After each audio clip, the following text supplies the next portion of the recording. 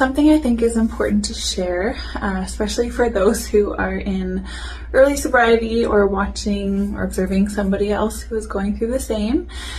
What a whirlwind of symptoms that one can experience. I have some information to read. So when a person has a physiological dependence on alcohol, the withdrawal symptoms that are experienced after they significantly reduce or stop drinking can be extremely distressing and uncomfortable, and people commonly return to drinking alcohol as a way of relieving the discomfort. I cannot tell you how many times it may have passed through my mind that just having a glass of wine to ease some of these symptoms that I've experienced and felt like a bit of a crazy person. It's been concerning at times, so I'm doing things differently. As I keep saying, I've reached out to my sponsor, and she actually shared with me something about every 30 days for the first several months, or like as you reach the 30-day marker, so 30 days, 60 days, 90 days, there's like a purging or wave of symptoms that can happen.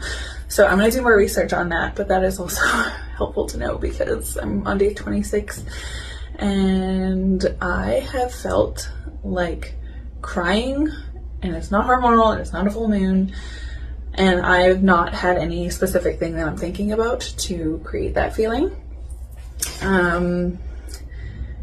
Yeah, like early on I had a lot of sweating at night. I had heart palpitations for days. I'm doing breath work, I'm doing meditating, I'm doing yoga. It is still there. Like there's serious tightness in my chest and it's been hard to breathe. Yeah, so ongoing anxiety, chest tightness, heart palpitations, trouble breathing, rapid thoughts, a roller coaster of emotions.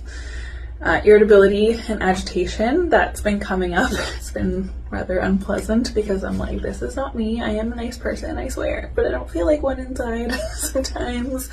Yeah, I've had waves of intense fatigue after not having all that sugar in my system. But something else that I learned today that I want to read, just because the scientific explanations are helpful. When a person drinks alcohol, it changes the functioning of GABA receptors, which have a calming effect, as well as glutamate receptors, which have more of an excitability effect, which decreases anxiety and causes sedation. So alcohol causes sedation, obviously.